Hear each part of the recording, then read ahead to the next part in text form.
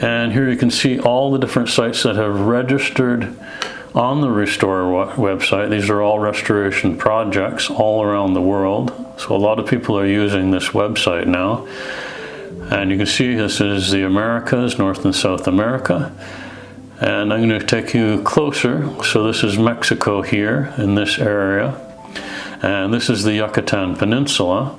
And as I get closer and closer, you'll be able to see up here. So this is Merida, and over here is Cancun. So this is the whole Yucatan Peninsula. And then we are just south of Merida. And so if I click on that, you can see down here, Earth Connection Center Biological Reserve. And you can see that it's 0.39 square kilometers, or around 40 hectares. And if I click on that, it opens up. So every one of those dots on the map, you can open it up and take a look at the different ecological restoration projects that are going on.